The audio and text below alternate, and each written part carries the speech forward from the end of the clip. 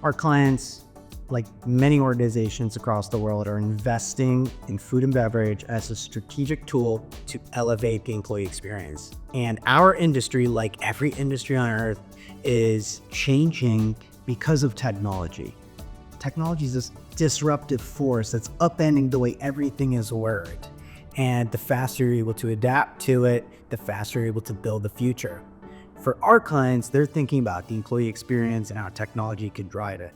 And so in our business, we're thinking about how technology can make product recommendations for your employee base that's based on their preferences and fits your budget. We're thinking about how our technology could better manage inventory levels so that when your team comes into this space, the products that they love are there. We're thinking about how our technology can govern the on-site experience, that when they walk through the pantry, they see that beautiful fridge where all the labels are facing forward and the cans are aligned and it's color coded and it looks fantastic, which gives them this feel that I work for an amazing company. And all of that is powered by our technology and our operating systems.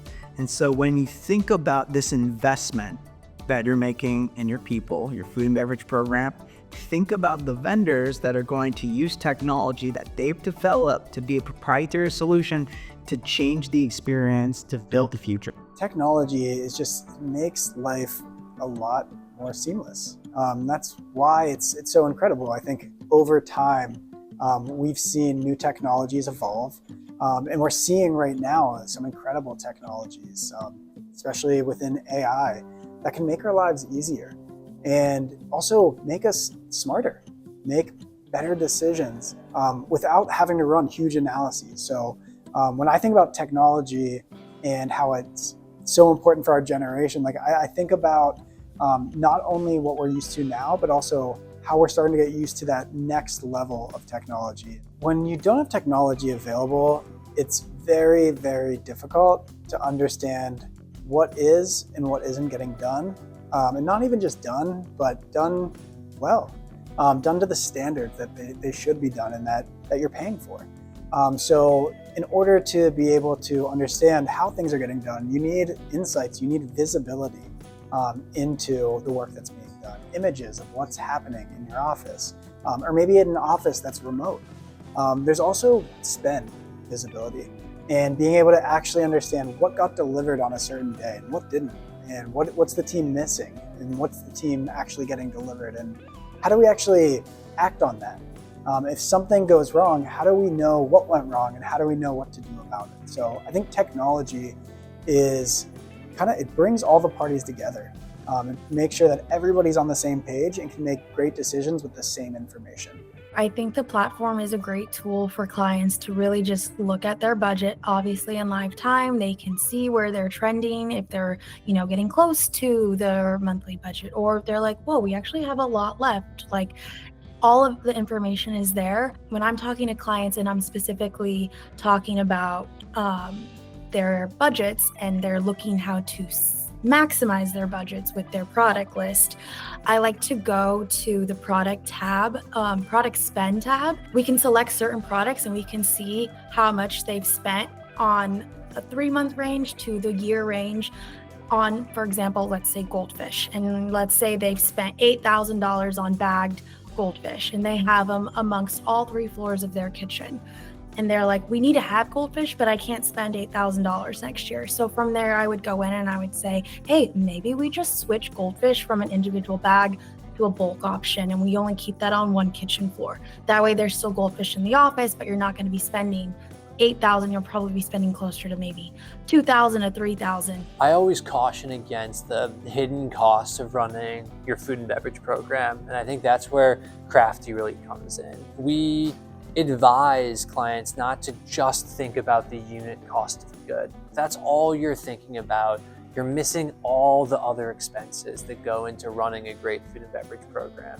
The team you have, the amount you're spending, the amount you might be overspending, the errors that come out of over ordering, the waste that you might see. A lot goes into it. There are a lot of expenses that truly add up that go beyond the cost of a can of LaCroix.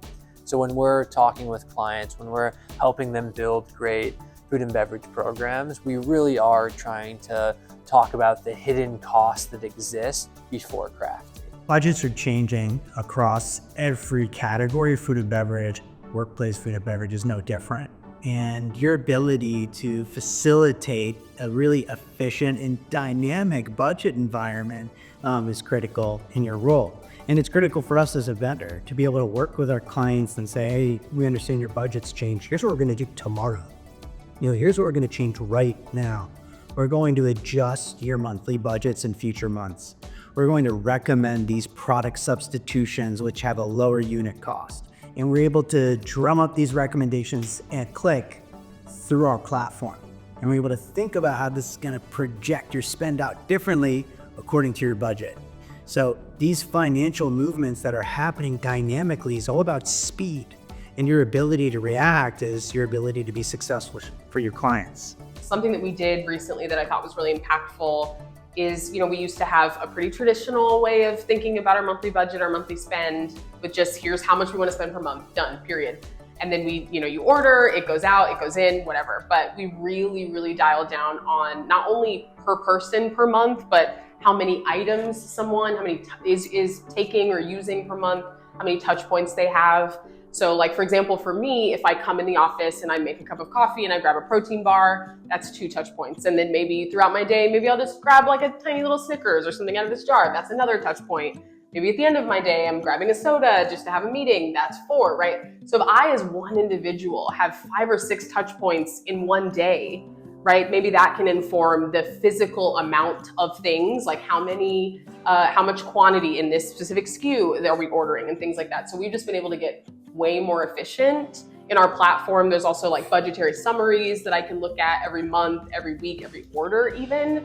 And that really helps me realign with like, okay, I set my budget per person per month, per touch points per person, per week, per day. Am I actually meeting that with what's going on with how we're actually ordering? So yeah, I've been able to be way more intentional about our spend by just using like the tools that we have in our platform, because it just helps me estimate things a lot better. That's really like changed the game for me. One of the reasons we started Crafty way back in the day, we saw a major gap in the market, and global workplace teams didn't have, like a lot of the companies on this board, they didn't have a good solution. They didn't have a tech forward solution to manage their food and beverage program. They received a paper invoice when the delivery came. If they had a billing question, they'd email someone and they might get a response 3 days later.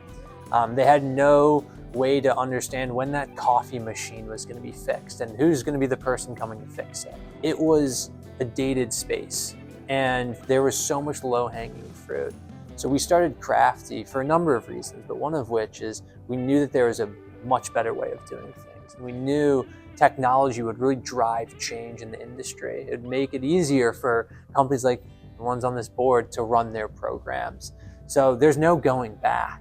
And I get really excited today because that stuff is baseline. It's not offered by everyone in the industry, but it is truly baseline. The good stuff is what we're working on. How do we, in a really intelligent way, in an automated way, help you run your program? How do we help you save money? How do we help you deliver an amazing experience to your workforce? How do we help you focus on what your company's in place to do? And technology is still at the center of that. So that's where we're making good strides on the AI side of things. And I think the way we're thinking about food and beverage in the workplace is very different than any other organization.